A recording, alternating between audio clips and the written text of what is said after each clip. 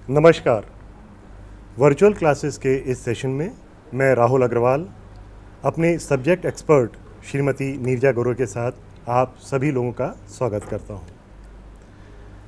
बच्चों, अंग्रेज़ी ग्रामर के पिछली क्लासेस में आपने बहुत कुछ जाना होगा, जैसे नाउन के बारे में, प्रोनाउंस के बारे में। नाउन, जैसा कि हम पहले आपको बता चुके हैं, किसी व्यक्ति, स्थान या वस्तु के नाम को नाउन कहते हैं। और प्रोनाउन वो शब्द होते हैं जो नाउन के स्थान पर हम प्रयोग करते हैं।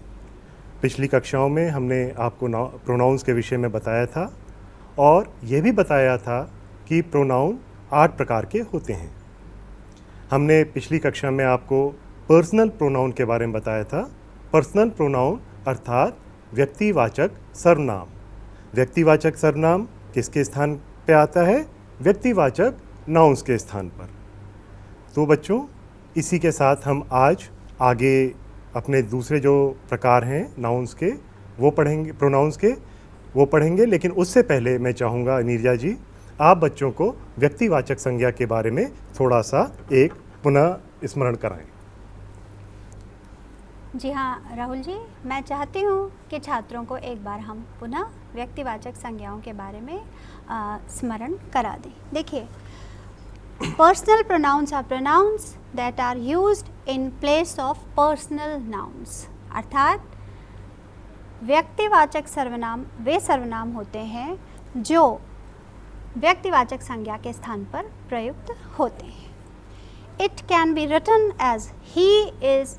देखिए, for example, Ram is going. Ram जा रहा है। In this sentence the word Ram is a proper noun. देखिए छात्रों, इस वाक्य में राम व्यक्ति है, अर्थात वह व्यक्तिवाचक संज्ञा है और इसलिए हम यहाँ पर हमने उसका नाम प्रयोग किया है। अब इसी वाक्य को it can be written as he is going also. इसी वाक्य को हम राम के स्थान पर ही लिखकर भी उसको प्रयोग कर सकते हैं। अर्थात here he is a personal pronoun. यहाँ पर इस वाक्य में वह जाता है में वह एक पर्सनल प्रोनाउन है, अर्थात राम व्यक्ति के स्थान पर यूज हुआ है। Some other personal pronouns are I, we, you, she, he, her, etcetera. जिस प्रकार नीरजा जी ने अभी हमें बताया कि व्यक्तियों के लिए जब प्रोनाउन प्रयोग होता है तो वो व्यक्तिवाचक सर्वनाम अर्थात पर्सनल प्रोनाउन कहलाता है। मान लीजिए मैं आपसे बात कर रहा हूँ, मेरा नाम राहुल अग्रवाल है, लेकिन मैं आपसे ये नहीं कह रहा कि राहुल अग्रवाल आपसे बात कर रहा है। मैं ये कह रहा हूँ कि मैं आपसे बात कर रहा हूँ, अर्थात राहुल अग्रवाल के लिए मैंने मैं का इस्तेमाल किया, तो मैं व्यक्तिवाचक संज्ञा है जी। व्यक्तिवाचक सर्वनाम है। मैंने ठीक कहा? जी हाँ। अच्छा नीरजा जी, ये तो हो गई व्यक्तिवाचक सर्वनाम के बारे में बात। अब मैं चाहता हूँ कि जो बाकी शेष हमारे प्रोनाउंस हैं उनके बारे में आप संक्षेप में हमारे बच्चों को बताएं। तो सबसे पहले हम डेमोन्स्ट्रेटिव प्रोनाउन ले लें। जी हाँ ज़रूर राहुल जी। आइए छात्रों, अब हम आपको हमारे अगले प्रोनाउन, अगले सर्वनाम के बारे में विस्तार से बताते हैं। अगला प्रोनाउन है डेमोन्स्ट्रेटिव प्रोनाउन अर्थात संकेतवाचक सर्वनाम। Demonstrative pronouns are pronouns that are used to point out nouns. Example, this, that, these and those. अर्थात संकेतवाचक सर्वनाम वे सर्वनाम होते हैं जो संज्ञाओं की तरफ इंगित करते हैं। देखिए चित्र हमारा क्या बतला रहा है छात्रों। हमारे सामने स्क्रीन पर 2 चित्र हैं। पहले चित्र में एक छात्र एक ग्राफ को देख रहा है और वो कह रहा है दिस इज अ ग्राफ। यह एक ग्राफ है। दूसरे चित्र में एक खिलाड़ी, एक फुटबॉल खिलाड़ी, हैंडबॉल खिलाड़ी हाथ में एक बॉल लिए हुए है और वो अपने जहाँ गोल करना है उस स्थान की ओर इंगित कर रहा है और कह रहा है that is the goal post. अर्थात हमने यहाँ पे देखा कि दिस एंड दैट दो प्रोनाउंस का यहाँ पर अलग अलग वाक्यों में किस प्रकार उपयोग हुआ है। राहुल जी। जी हाँ, जहाँ आपको जैसे बच्चों नीरजा जी ने बताया कि हम किसी संज्ञा की तरफ जब इशारा करके प्रोनाउंस का इस्तेमाल करते हैं तो वो डेमोन्स्ट्रेटिव प्रोनाउंस कहलाते हैं। जी हाँ, बिल्कुल। मान लीजिए आपके शिक्षक आपकी क्लास में पढ़ा रहे हैं, तेज़ हवा चल रही है और हवा शिक्षक को अच्छी नहीं लग रही, तो एक खिड़की शिक्षक के बगल में है, तो आप में से किसी से बोलेगा कि इसे बंद कर दो। खिड़की की तरफ इशारा करके जब वो बोलेगा इसे बंद कर दो या क्लोज दिस विंडो, जी हाँ। तो यहाँ पर दिस डेमोन्स्ट्रेटिव प्रोनाउन हुआ। जी हाँ। इसका मतलब जिस खिड़की की तरफ शिक्षक ने इशारा किया है जी। उस खिड़की के लिए दिस का प्रयोग किया। जी हाँ। और मान लीजिए कि कोई खिड़की बिल्कुल पीछे वाली दीवार से सटी हुई है, तो शिक्षक उसके लिए दिस नहीं कहेगा क्योंकि वो दूर है, इसलिए उसके लिए कहेगा क्लोज दैट विंडो, उस खिड़की को बंद कर दो। जी हाँ, जरूर। तो मैं समझता हूँ बच्चों आप ये स्पष्ट समझ गए होंगे कि जब किसी नाउन की ओर इशारा करके कोई बात कही जाती है और उस समय जो हम प्रोनाउन इस्तेमाल करते हैं, प्रोनाउन का उपयोग करते हैं, तो उसे हम डेमोन्स्ट्रेटिव प्रोनाउन, जैसा कि हिंदी में संकेतवाचक सर्वनाम, जो कि नाम से स्पष्ट है, जिसके लिए संकेत किया जाता हो, संकेत करके बोला जाता जी हो। जरूर। तो बिल्कुल राहुल जी, आपने स्पष्ट किया, जो वस्तु हमारे करीब है, जो वस्तु हमारे पास है, उसको कहेंगे this is a sketch pen. अब मान लें हम इस स्केच पेन को यहाँ दूर रखती हूँ आपके पास और मुझे इशारा करना है, मैं कहूँगी that is a sketch pen. मैंने उसकी तरफ इंगित किया, इशारा किया, डेमोन्स्ट्रेट किया। और मान लीजिए अगर ये एक की जगह दो स्केच पेन हुए। जी हाँ, तो अगर एक की जगह अगर दो स्केच पेन्स हुए तो मैं कहूँगी those are the sketch pens. अर्थात वो दूर है हमसे और हमें उसकी तरफ इशारा करना है, तो हम उसको कहेंगे those are the sketch pens, plural number बहुवचन में, और जो स्केच पेन मेरे पास रखा है एक वचन में, नियर ऑब्जेक्ट, इसलिए मैं कहूँगी this is a sketch pen. आइए राहुल जी, हम हमारे अगले चरण पर बढ़ते हैं। अच्छा, चलिए बच्चों, अब अगला हम प्रोनाउन का प्रकार लेते हैं।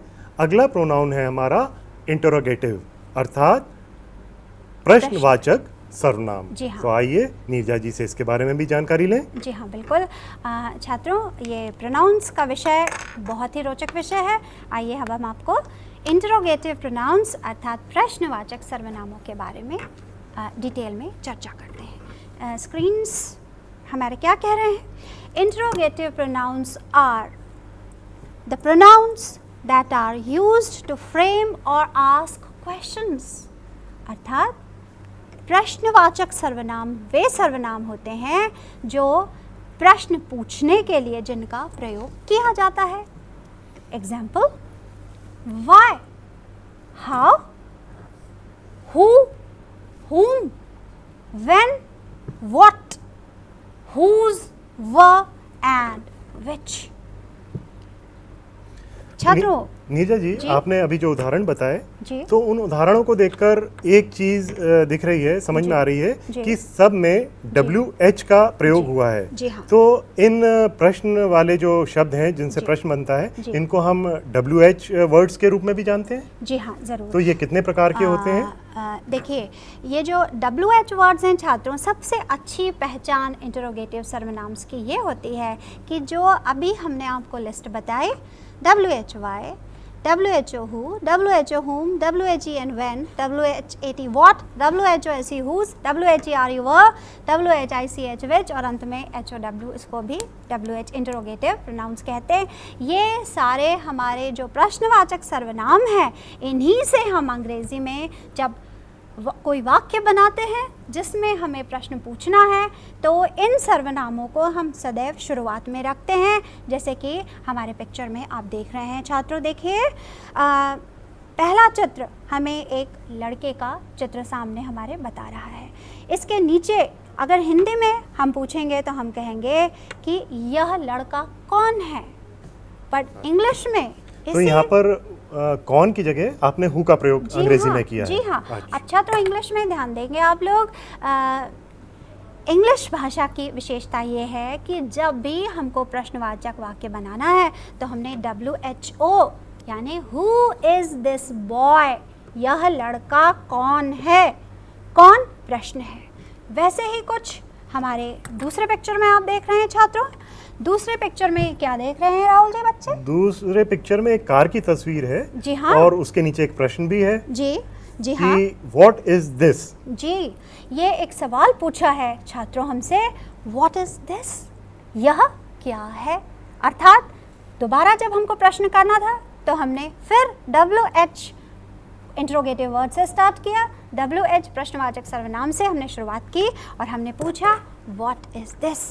तो छात्रों, जब भी आपको कोई सवाल पूछना हो, जैसे व्हाट इज योर नेम, आपका नाम क्या है, वेयर आर यू गोइंग, आप कहाँ जा रहे हैं, where do you live, am I correct Rahul ji? बिल्कुल, मैं समझता हूँ बच्चों ये आप WH वर्ड से भी वाकिफ़ हो गए हैं और आपको इंटरोगेटिव प्रोनाउन अर्थात प्रश्नवाचक सर्वनाम के विषय में भी आपको जानकारी मिल गई है।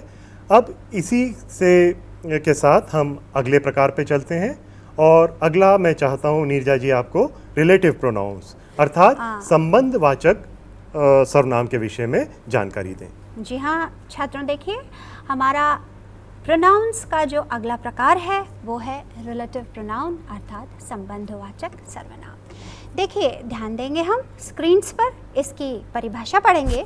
Relative pronouns are pronouns that are used to show relations, अर्थात संबंधवाचक सर्वनाम वे सर्वनाम होते हैं जो संबंध दर्शाते हैं। नीरजा जी, यहाँ मैं आपको थोड़ा बीच में इंटरप्ट करना चाहूँगा। जी हाँ, इसमें रिलेटिव प्रोनाउन में आपने जो उदाहरण बता रही हैं जी वाई, हु, हुम, तो ये के यही उदाहरण हमने अभी आपने हमें इंट्रोगेटिव प्रोनाउंस में बताए थे। जी हाँ। तो ये क्या इनके उपयोग में फ़र्क है? थोड़ा इसको हमें स्पष्ट करें जिससे हम इस चीज़ को अच्छे से समझ सकें। जी हाँ, देखिए छात्रों, अभी राहुल जी ने मुझसे एक सवाल पूछा कि वे प्रोनाउंस जो हमने अभी रिलेटिव प्रोनाउंस इंटरोगेटिव प्रोनाउन में जो हमने उदाहरण देखे थे WH वर्ड करके, वाई, हु, हुम इत्यादि इत्यादि, यही इनमें से कुछ यहाँ रिलेटिव अर्थात संबंधवाचक सर्वनाम में उन्हीं को पुनरावृत्ति हो रही है, उन्हीं को हम दोहरा रहे हैं। तो इन दोनों में क्या फ़र्क है, आइए देखते हैं। देखिए फर्स्ट सेंटेंस क्या कह रहा है, this is the boy whom I was talking about, और दूसरे सेंटेंस में है the boy who is seen riding the tricycle is Ram। तो WH वर्ड्स दोनों ही वाक्यों में आए हैं। हमने इंटरोगेटिव प्रोनाउंस में पढ़ा था कि जब हमें प्रश्न करना है तो हम अपना प्रश्न अंग्रेज़ी में WH वर्ड से शुरुआत करते हैं, हु इज़ दिस बॉय, यह लड़का कौन है।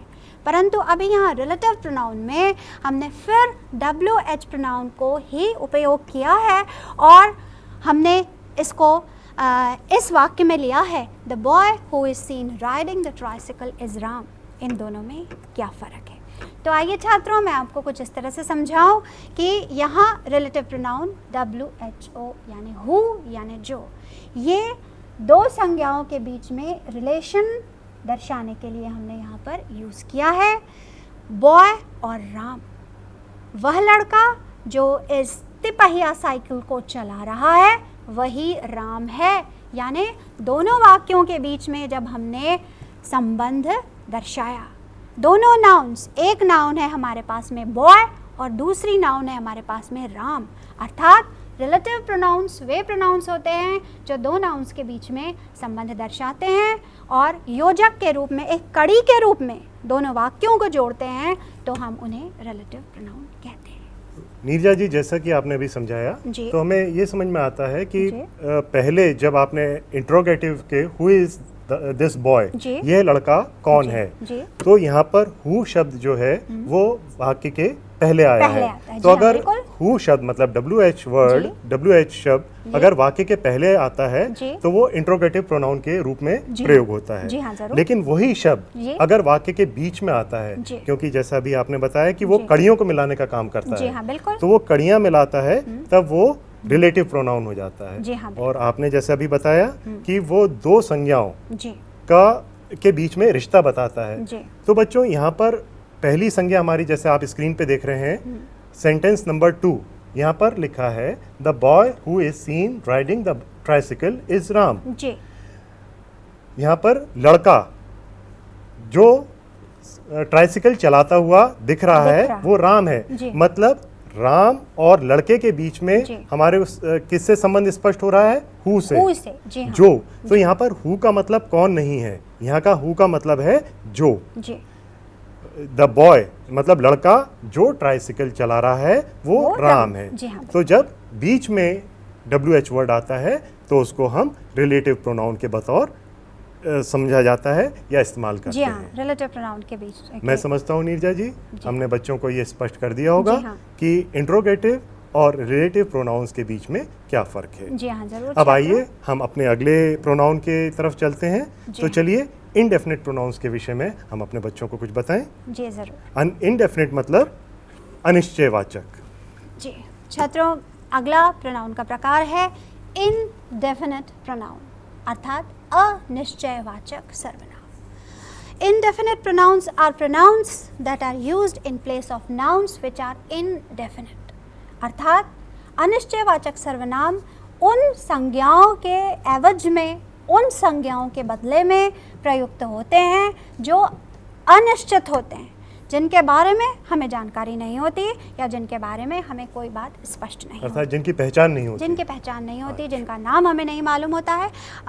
इसमें हम उदाहरण स्वरूप देखते हैं छात्रों, some, someone, all, somebody, any, anyone, anybody, few, etcetera. हम आपके लिए बड़े रोचक से चित्र लेकर के आए हैं छात्रों। हमारे पिक्टोग्राफ पे आप देख रहे हैं, देखिए पहले चित्र में हमने क्या देखा राहुल जी?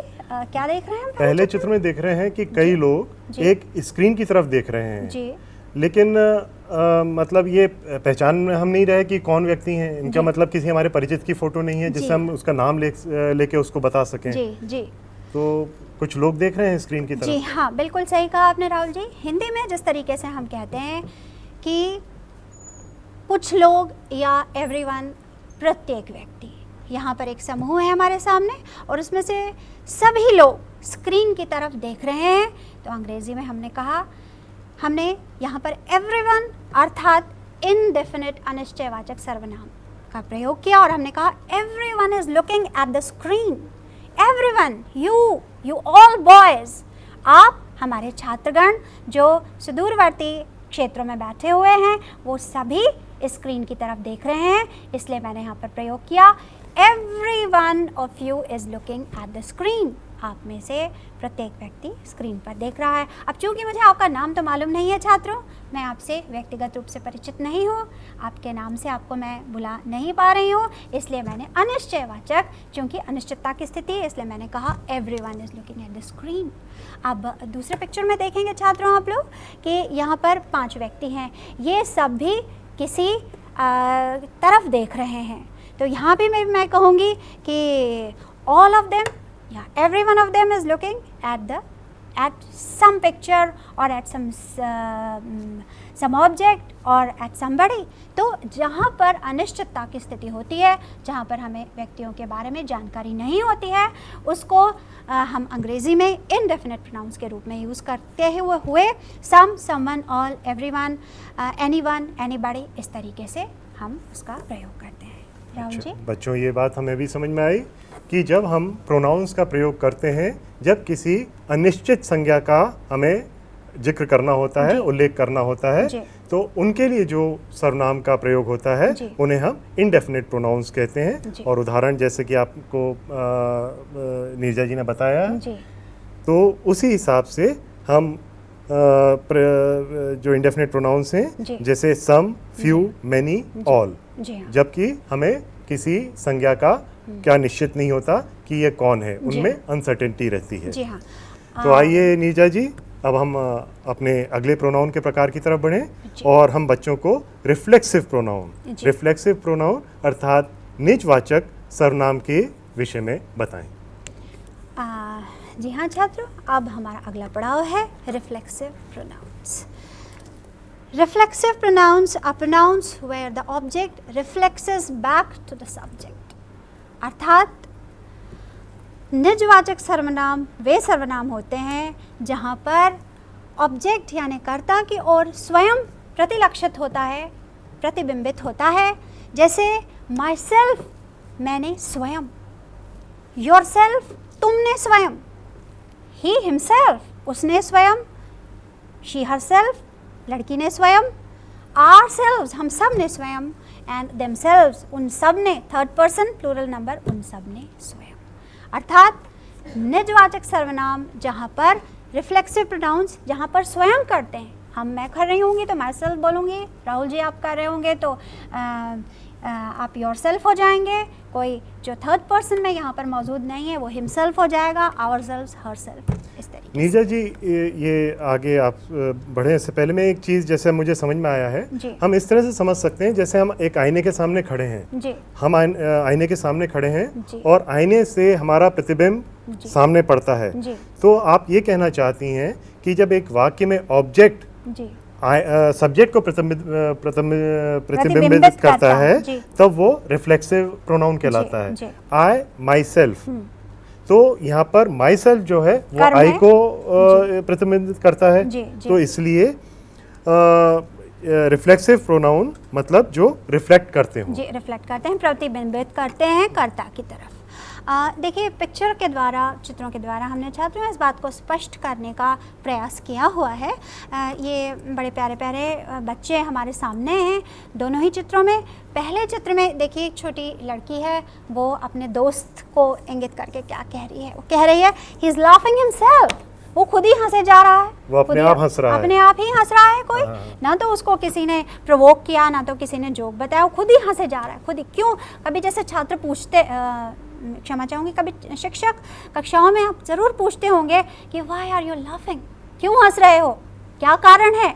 तो दूसरी बच्ची ने, छात्रा ने उत्तर दिया कि ही इज़ लाफिंग हिमसेल्फ, वो खुद ही हंस रहा है, मैंने उसे नहीं हंसाया है, मुझे क्षमा करें, हमारे जो गुरुजी हैं, हमारे टीचर हैं, हमें क्षमा करें, हमने नहीं हंसाया, ही इज़ लाफिंग हिमसेल्फ, वो तो खुद ही हंस रहा है, वो तो अपने आप ही हंस रहा है। तो हिमसेल्फ, छात्र ध्यान दीजिए, निजवाचक जब हम स्वयं ही कोई कार्य स्वयं ही करते हैं, अपने आप ही करते हैं, जब हमें कोई उकसाता नहीं, हम स्वयं करते हैं तो वो हो जाता है स्वयं, वो ही इज़ लाफिंग हिमसेल्फ। दूसरे पिक्चर में राहुल जी, दूसरे पिक्चर में एक बालिका का चित्र है जिसमें वो कह रही है I am keeping quiet my self, मतलब मैं स्वयं ही चुप हूँ, चुपचाप हूँ, मैं अपने आप ही चुपचाप हूँ, किसी के डर की वजह से या किसी ने मुझे चुपचाप बैठने से के लिए नहीं कहा। जी बिल्कुल। किसी ने पूछा कि भाई तुम चुपचाप क्यों बैठी हो, क्या तुम्हें सज़ा मिली है, हैव यू बीन पनिश्ड, क्या तुम्हें किसी ने सज़ा दी है, पनिशमेंट दी है? तो वो छोटी बच्ची कह रही है I am keeping quiet my self, मुझे किसी ने चुप रहने की सज़ा नहीं दी है, मैं तो इतनी समझदार हूँ कि मैं स्वयं ही चुप बैठी रहती हूँ, मैं बहुत ही बड़ों जैसी समझदार, मुझे सज़ा देने की कोई ज़रूरत ही नहीं है। I am keeping quiet my self, मैं स्वयं बिना किसी के कहे, मैं स्वयं ही अपनी समझ से, समझदारी से, I am keeping quiet my self, स्वयं ही शांत हूँ। चलिए बच्चों, अब हम ये रिफ्लेक्सिव प्रोनाउंस का उपयोग भी समझ गए होंगे। अब आइए, अब इसी कड़ी में हम अपने अगले प्रोनाउन के प्रकार को जोड़ते हैं और नीरजा जी से एम्फेटिक प्रोनाउंस के बारे में जानकारी लेते हैं। जी हाँ, जैसा कि नाम से ही स्पष्ट है, एम्फेसिस अर्थात जोर देना। एम्फेटिक प्रोनाउंस प्रभाववाचक सर्वनाम, वे सर्वनाम जो प्रभाव डालते हैं। When a reflexive pronoun comes next to the subject and emphasizes the statement, it is called emphatic pronoun. जब प्रभाववाचक सर्वनाम कर्ता के बाद में आता है, क्रम में कर्ता के बाद में आता है, ठीक बात जब उसका प्रयोग करते हैं उसको लगाया जाता है, ठीक बात कर्ता के बाद में हम लगाते हैं तो उस प्रोनाउन को एम्फेटिक प्रोनाउन कहते हैं। कर्ता को के ऊपर एम्फेसिस देने के लिए, प्रभाव डालने के लिए हम इन सर्वनामों का उपयोग करते हैं। राहुल जी, क्या चित्र हमारे इस बात को स्पष्ट कर रहे हैं? जी हाँ, चित्र से जैसे ये बच्चा जो पढ़ रहा है जी, तो उसमें ये कहा गया है ही हिमसेल्फ इज स्टडीइंग, जी मतलब उसको कर्ता पे जोर डाला गया है कि जी। वो खुद ही पढ़ रहा है, जी उसको कोई पढ़ाने नहीं आ रहा, जी। ना कोई टीचर है, ना ट्यूटर है, ना कोई मदद कर रहा जी। है, वो खुद ही पढ़ाई कर रहा जी। है। तो मैं समझता हूँ यहाँ पर खुद ही वाक्य पर और सब्जेक्ट पे जोर डालने का काम कर जी रहा हाँ, है। खुद ही। तो छात्रों, ये जो हमारा चित्र नंबर 2 है जिसमें एक लड़का या छात्र पढ़ते हुए दिखाया गया है, क्या आप इससे कोई लेसन सीख रहे हैं, क्या कोई पाठ सीख रहे हैं? देखिए, वह स्वयं ही पढ़ाई कर रहा है, न तो उसकी माता ने उसे इस बात पर बाध्य किया है, न तो कोई सज़ा के रूप में उसको पढ़ने के लिए मजबूर कर रहा है। और पढ़ाई तभी सफल होती है जब आप स्वयं पढ़ाई करें। ध्यान देंगे, एम्फैटिक प्रोनाउन, प्रभाववाचक सर्वनाम, ही हिमसेल्फ स्टडीइंग। इसलिए आप ये पाठ इस छात्र से सीखें, आप स्वयं पढ़ेंगे, यू स्टडी योरसेल्फ, आप स्वयं स्वप्रेरणा से पढ़िए बिना किसी बाध्यता के, तभी आप सफल होंगे। जैसे हमारा ये लड़का यहाँ पे, ये छात्र, ही हिमसेल्फ स्टडीइंग, प्रभाववाचक यहाँ पर हिमसेल्फ, उसके ऊपर प्रभाव डाला जा रहा है, कर्ता के ऊपर स्वयं प्रभाव डाला जा रहा है। जैसा कि राहुल जी, छोटा सा बालक हमारे पास में, हमारे पहले वाले पिक्चर में छोटा बच्चा क्या कर रहा है?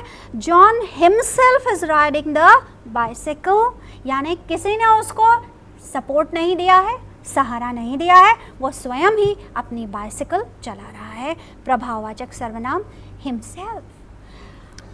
ये एम्फेटिक प्रोनाउन का भी इस्तेमाल हमने समझ लिया। जैसे कि कोई काम किया जाता है और काम गड़बड़ हो गया, अब हम करने वाले एक दूसरे पर इल्ज़ाम लगाते हैं, तो गुस्सा आता है जिसने सामने वाले ने जिसने काम बिगाड़ा है, तो उसका इल्ज़ाम कोई दूसरा लेना पसंद नहीं करेगा। ये बोला जाएगा तुमने खुद ही ये काम किया था, तुमने खुद ही काम गड़बड़ किया था, यू योरसेल्फ डिड इट। तो उसमें वो एम्फेटिक यूज हो जाता है। बच्चों को एम्फेटिक यूज समझ में आ गया होगा। अब नीरजा जी, हमारा आखिरी जो प्रकार है, 8वां प्रकार, वो डिस्ट्रीब्यूटिव, मतलब प्रत्येक वाचक। तो मैं चाहता हूँ कि थोड़ा उसके भी आप संक्षेप में टाइम का ध्यान देते हुए बच्चों को बताएं। में समय कम है, इसलिए मैं संक्षेप में हमारा जो अगला प्रकार है प्रोनाउन का, मैं आपको बतलाना चाहूँगी। देखिए छात्रों, डिस्ट्रीब्यूटिव प्रोनाउंस अर्थात प्रत्येक वाचक सर्वनाम, These are the pronouns that are used in place of nouns which are distributive। अर्थात प्रत्येक, ये जो समूह आप देख रहे हैं, जो पिक्चर हमारे सामने है, इसमें 1 2 3 4, ये 4 व्यक्ति दिख रहे हैं। इनमें से प्रत्येक के पास में एक कार्ड है, तो हम क्या कहेंगे? इन यहाँ पर व्यक्तियों के स्थान पर हम क्या, कौन सा प्रोनाउन यूज़ करेंगे? ईच वन ऑफ देम, अर्थात इसमें से प्रत्येक व्यक्ति के हाथ में एक कार्ड है। प्रत्येक वाचक अर्थात जितने 4 व्यक्तियों का समूह है, हमने उनको एक अलग अलग यूनिट के रूप में लिया और हमने कहा ईच वन ऑफ देम, प्रत्येक के हाथ में एक कार्ड है। वैसे ही every one of you is watching the programme, आप में से प्रत्येक व्यक्ति हमारा ये प्रोग्राम देख रहा है। Everybody of the boys, everybody was present in the class today, आज प्रत्येक छात्र कक्षा में उपस्थित था। अर्थात ईच वन, एवरीवन, एवरीबडी, ये सभी प्रत्येक वाचक। यूनिट में से प्रत्येक को अलग अलग दर्शाने के लिए हम संज्ञा के स्थान पर प्रयुक्त करते हैं। नीरजा जी ने आज प्रोनाउंस के प्रकार के विषय में हमें बहुत अच्छी जानकारी दी, और मैं समझता हूँ बच्चों को प्रोनाउंस क्या होते हैं और इनके विभिन्न रूपों का प्रयोग कैसे किया जाता है, इसके बारे में काफ़ी जानकारी मिल गई होगी। और मैं शिक्षक गणों से भी अनुरोध करूंगा कि बच्चों को थोड़ा और विस्तार से इसके बारे में समझाएं, जिससे प्रोनाउन के विषय में जो उनकी भ्रांतियां हैं वो दूर हो सकें। बच्चों, अब अगली कक्षाओं में हम ग्रामर के दूसरे पार्ट्स ऑफ स्पीच पढ़ेंगे, और इसके साथ ही अब हमारा समय हमसे कह रहा है कि आपसे विदा ली जाए। तो दोस्तों, आप हमारे कार्यक्रम में शामिल हुए उसके लिए बहुत बहुत धन्यवाद, और आप सभी लोगों को नमस्कार।